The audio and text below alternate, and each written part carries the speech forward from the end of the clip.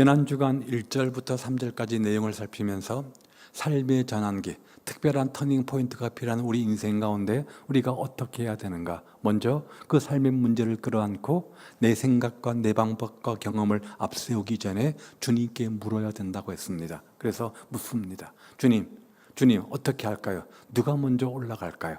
하나님, 가나안 땅을 우리에게 약속으로 주셨는데 이 가나안 땅을 정복하기 위해서, 하나님 남은 숙제하기 위해서 누가 먼저 올라갈까요? 이렇게 묻습니다. 하나님의 응답이 있었죠. 뭐라고요? 유다가 먼저 올라가라. 유다가 먼저 올라가라. 왜 유다였을까? 하나님 마음이죠. 엿장수 마음이죠. 하나님이 보실 때 그렇게 하는 것이 가장 합당했기 때문에 하나님은 유다를 선택하시고 선봉장에 세우십니다. 그런데 유다는 얼마든지 막강한 힘을 가진 지파이기 때문에 혼자 그 일을 감당할 수 있지만 3절에 보니까 누구와 동력을 요구합니까? 시몬과 함께 가자고 합니다. 시몬과 함께 가자. 그러니까 우리가 배우는 또 하나의 교훈은 기도해야 되지만 그 뜻을 발견한 것들을 이룰 때는 혼자 하는 것도 좋지만 함께 협력하는 것이 무엇보다 중요하다. 이 사실을 우리가 교훈받게 됩니다. 그래서 유다의 부탁에 의해서 시몬도 함께 예루살렘에 올라가서 전쟁에 임하게 되어집니다. 이것이 우리가 지난 주간 앞에 살펴보았던 내용입니다. 이제 4절부터 끝부분에 보면 이렇게 하나님의 부르심과 승리의 약속을 보장받은 유다, 그렇게 올라가면 내가 너와 함께해서 그 족속들을 반드시 쳐서 진멸하게 할 거야, 이렇게 보장해 주시고 약속해 주셨잖아요. 그 지파가 시므온 지파와 동력해서 정복의 나팔을 불고 나가는 모습을 오늘 본문에 소개해 주고 있고, 그 정복의 첫 번째 장면으로 베색이라는 곳에서 아도니 베색을 무찌르는 장면을 소개해 주고 있습니다. 잘 살펴보면 마치 힘이 센 큰 어른이 아무런 힘이 없는 아낙네 여자아이와 싸우는 것처럼 그렇게 승전고를 올리고 승승장구하는 모습을 소개해 놓고 있습니다. 오늘 본문은 먼저 가나안의 가장 강한 왕이었던 아도니 베색, 아도니는 왕, 베색의 왕, 이런 뜻이죠.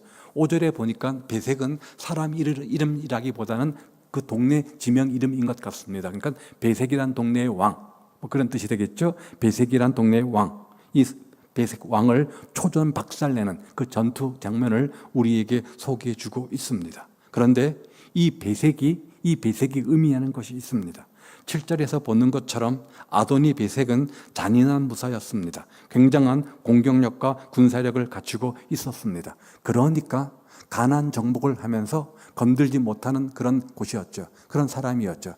괜히 건드렸다가 잘못될까봐, 손해볼까봐, 큰일 날까봐, 모든 땅은 다 정복했음에도 불구하고, 모든 사람들은 다 진멸했음에도 불구하고 아직 곳곳에 남아있는 것들이 있는데 그 중에 하나가 바로 이 아도니 베색이었던 거죠. 그러니까 쉽게 정복할 수 있는 곳이었으면, 그런 사람이었으면 했겠죠. 그런데 어려운 곳입니다. 잘 안 되는 곳이었습니다. 잘 안 되는 사람이었습니다. 그러니까 지금 건들지 못하고 이제나 저제나 눈치만 보고 있었다, 이 말이에요. 그래서 여호수아를 필두로 가나안 정복에 들었던 이 사람들이, 그렇죠? 그 아도니 베색 땅을 점령하지 못했던 것 같습니다. 그러므로 이 베색이 의미하는 것은 하나님의 축복을 받는 데 있어서 아직도 해결하지 못한 미완성의 과제, 반드시 이것을 해결해야지만, 이 숙제를 끝내야지만 하나님의 축복이 주어질 텐데 마지막 남은 보루, 바로 이것이 베색이 의미하는 것 아니겠습니까? 그런데 하나님의 축복, 새로운 미래의 주인공 되기 위해서는 반드시 과거를 정리하고 올라갈 필요가 있기 때문에 다시금 이들이 용기 100배에서 그 아도니 베색을 점령하자, 이렇게 지금 7호 유다와 시몬 지파가 올라가게 되는 거죠. 이 해결의 숙제, 미완성의 숙제를 도전하기로 결심을 합니다. 왜냐하면 이거 해결 없이, 이 문제 해결 없이 새로운 미래로 나갈 수 없으니까. 순간순간 발목을 잡을 것 아닙니까? 해결해야 되는데 해결하지 못하고 있다고 한다면 어때요? 찝찝하잖아요. 찝찝하지 않습니까? 털어버리고 가야 되잖아요. 해결하고 가야 되잖아요. 완성하고 마무리 짓고 가야 되는데 그렇지 못하면 화장실 들어갔다가 마치, 그렇죠, 뒤처리 안 하고 나온 것처럼 얼마나 찝찝하겠습니까? 그래서 어떤 손해, 어떤 희생, 어떤 헌신, 어떤 것이 앞에 펼쳐질지 모르겠지만 새로운 미래의 축복의 주인공 되기 위해서 내 인생의 어떤 삶의 전환기를 맞이하기 위해서 반드시 이것은 해결해야 될 문제다. 그런 마음으로 지금 이들이 처리하고 있는 거죠. 마치 아이들 방학 숙제처럼. 자, 처음에 방학하면 얼마나 신납니까? 숙제가 들어옵니까? 안 들어옵니다. 그렇죠? 점점 하루 한 달 가고 점점 개학날이 오면 놀기는 노는데 마음속에 조금씩 뭐가 생겨요? 부담감이 생기잖아요. 뭐 때문에? 해결해야 될 이 숙제 때문에. 그거 해결해야지 되는데, 계약하면 해결해서 내야 되는데, 숙제 과제물 내야 되는데, 점점 계약할 날은 다가오고 숙제는 해놓지 않고, 그래서 옛날에는 일기도 매일매일 쓰는 것이 일기인데 그냥 하루 이틀 모아서 그냥 한꺼번에 쫙 쓰지 않습니까? 그렇죠? 뭐 곤충 채집이니 뭐니 해가지고 한꺼번에 하루 이틀 만에 다 해치울 때가 얼마나 많이 있는지 몰라요. 그렇다고 한다면 놀면서도 점점점 계약날이 가까울수록 마음 한구석에 찝찝한 마음이 있을 겁니다. 못한 숙제 때문에. 바로 이것이 배색이라 그 말이에요. 아도니 배색이라 그 말이에요. 그렇다면 여러분의 아도니 배색은 무엇입니까? 생각하기 싫고 말도 하기 싫고 다루고 싶지 않은 그 배색. 그런데 내가 새로운 미래로 앞을 나아가기 위해서 새로운 미래의 축복의 주인공 되기 위해서 반드시 해결해야 될 내 인생의 과제물. 그것이 어떤 인간관계의 문제일 수 있겠죠. 또 아니면 또 인생 속에서 아직도 해결되지 못한 내 삶의 문제일 수 있고 고쳐야지 이러면 안 되는데 하면서 고쳐지지 않는 나의 언행행사, 잘못된 습관일 수도 있겠죠. 신앙의 문제, 자녀의 문제든 뭐 여러 가지 문제가 있을 수 있다 그 말이에요.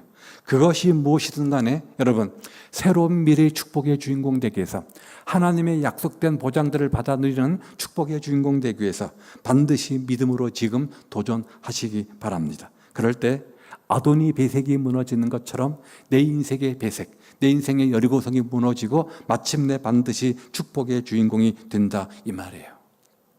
7절에서 말하는 것처럼 아도니 배색은 과거에 엄청나게 화려한 경력들을 자랑하고 있는데 70명의 국가를 점령했다. 그러니까 아마도 조그만 나라들이 그 근처에 70개가 있었던 것 같아요. 70개 왕을 정복해서 다스렸던 엄청난 막강한 파워를 가진 그런 왕이었다 이 말이죠. 옛날이요.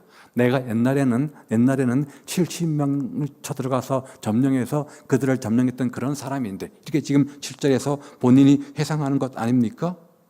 여기 엄지손가락을 잘랐다. 수족을 잘랐다. 이것은 장군과 제사장 역할을 하지 못하게 만든 겁니다. 손가락이 잘리면 창이나 칼을 들을 수가 없습니다. 손가락이나 수족, 발가락이 잘리면 제사장 기름을 붓게 되어지는데 문제가 생기기 때문에 그 역할을 감당하지 못하게 됩니다. 한마디로 완전히 무능한 사람, 쓸모없는 사람이 되었다. 이 사람이 얼마나 잔혹했냐면 점령해서 70명의 왕들의 수족을 잘라가지고 반병신 만들었다 이 말이에요. 8절에 보면 그래서 유다가 올라가서 취한 곳이 어디라고요? 예루살렘이네요. 그렇죠? 예루살렘이요. 그 밑에 보니까 뭐 남방 평지 쭉 있고 10절에 보면 뭐가 나옵니까? 10절에 보면 뭐가 나와요? 헤브론.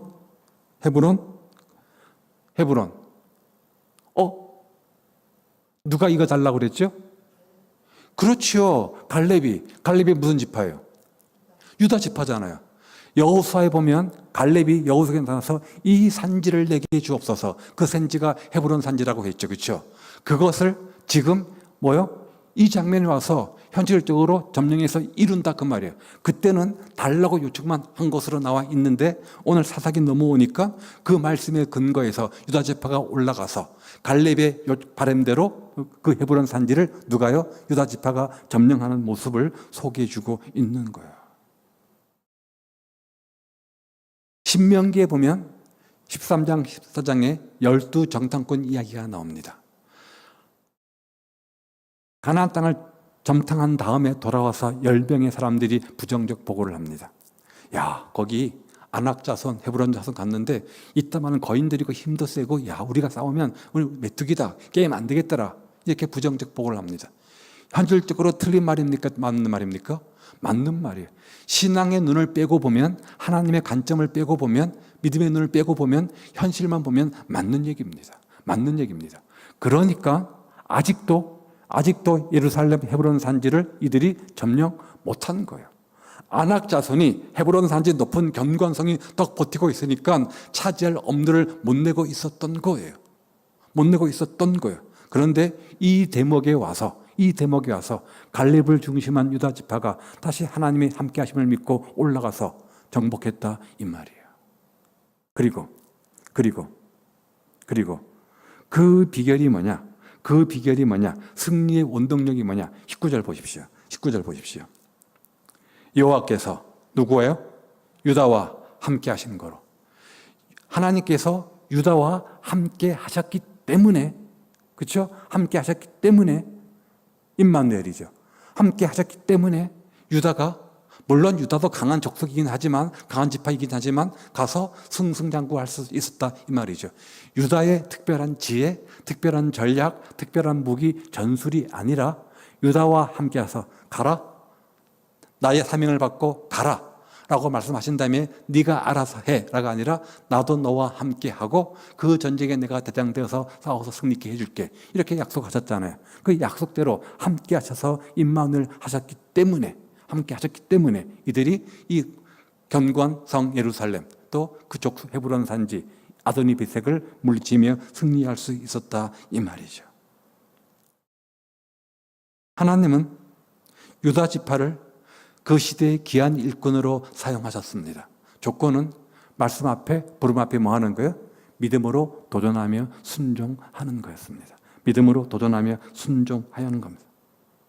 그리고 그렇게 믿음으로 도전하며 순종하는 가운데 우리 인생의 아도니베색 있겠죠.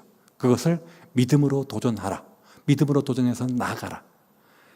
그래서 그리할 때 태산 같은 삶의 문제가 변하여 평지되는 기적을 주신다. 이렇게 약속하고 있는 거예요. 그렇다면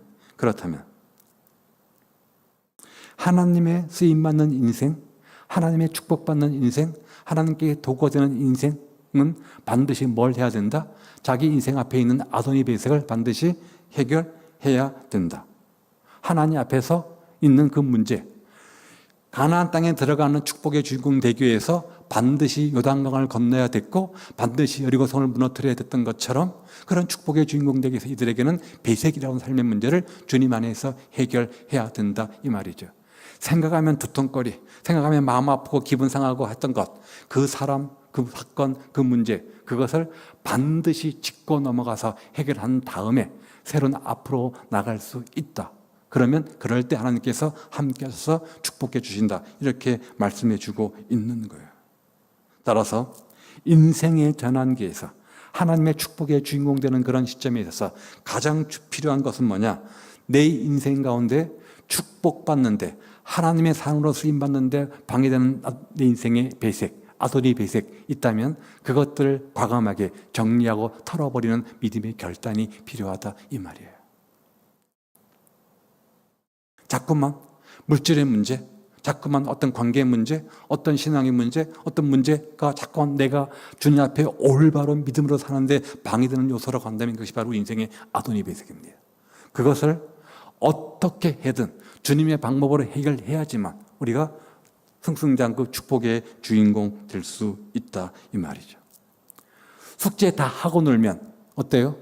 마음 편하잖아요. 기쁘잖아요. 그렇죠? 근데 숙제 안 하고 놀면 점점 시간이 갈수록 재미가 반감됩니다. 왜요? 부담감 때문에 숙제해야 되는데 간혹 피곤해서 씻어야 되는데 누워가지고 씻어야 되는데 그 순간 10시 되고 11시 되고 12시 되고 미루다가 어쩔 수 없이 나가서 씻고 들어와요.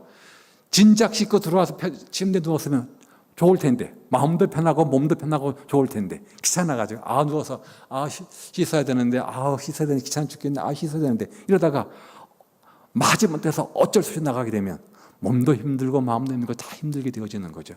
그것이 우리 인생의 아도니베색인 거죠. 자꾸 나를 주눅들게 만들고 하나님 앞에서 멀어지게 만들고 쓰임받는 인생의 도구가 되는데 방해되는 문제라고 한다면, 장애물이 있다고 한다면 그것은 내 인생의 아도니베색입니다. 그것이 무엇인지 잘 모르겠어요. 정리하십시오.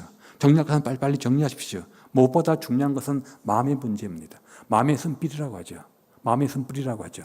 이런 겁니다.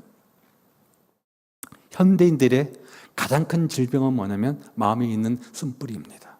쓴뿌리입니다. 어렸을 때 부모의 주변의 사람들을 잘 못 받으면 사람은 굉장히 살면서 까칠해집니다.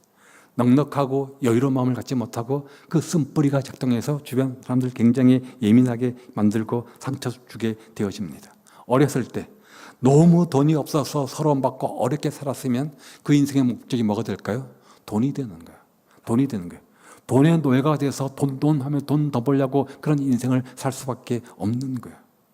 어려서부터 너무 힘들게 대접받지 못하고 비천하게 살았으면 그 사람의 인생의 목표는 성공입니다. 어떤 지위입니다. 어떤 명예입니다. 그것을 얻기 위해서 수단과 방법을 가리지 않고 그러다 보면 주변 사람들에게 마음의 쓴뿌리 상처를 주게 되어지는 거죠. 물론 그런 마음의 상처, 쓴뿌리, 배색이 있다고 해서 모두가 그런 삶을 사는 건 아니겠지만 대부분 심리학적으로 보면 그것이 문제의 원인이 되는 경우가 참 많이 있습니다. 지금 벌어지는 이 현상 문제를 원인을 찾아보면 과거 소급에서 어릴 때의 삶 현장으로 데려가지 않습니까? 그때 부모님하고 어떤 문제가 있었는지, 그때 삶의 환경이 어떠했는지 이것들을 짚어보면서 그 사람의 이 지금 벌어진 현상의 원인들을 발견하고 문제를 해결하지 않습니까? 여러분의 배색이 뭡니까? 해결되지 못한 문제. 그래서 나를 힘들게 만들고 한숨 짓게 만들고 믿음 없이 만들고 절망하게 만드는 그런 삶의 문제가 무엇입니까? 이제라도 이 시대에 하나님의 축복의 주인공 되기 위해서 그 배색, 그 숙제를 해결하십시오. 그래서 하나님께서 여러분 각자를 위해서 준비하신 여러분 인생의 새로운 문제의 숙제에 직면하고 도전하셔서 배색을 해결함으로 축복의 주인공들 되시기를 바랍니다.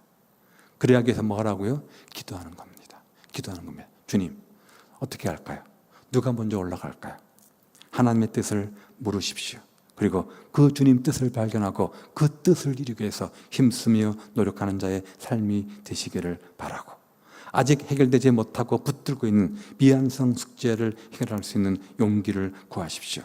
그러면 하나님께서 내 인생의 아도니 배색을 쳐서 물리실 수 있는 지혜도 주시고 은혜도 주시고 능력도 주시고 사람도 붙여주셔서 우리 인생길을 평탄대로 샘곁에 심겨진 나무처럼 푸른 초장 실만한 물가로 인도해 주실 겁니다. 그런 복된 인생들 다 되시기를 주의 이름으로 축복을 드립니다. 그러하기 위해서 반드시 우리 인생의 아도니 배색을 예수의 이름으로 성령의 능력으로 물리시고 점령하는 믿음의 용사들 다 되시기를 주의 이름으로 축복을 드립니다. 기도하겠습니다. 자.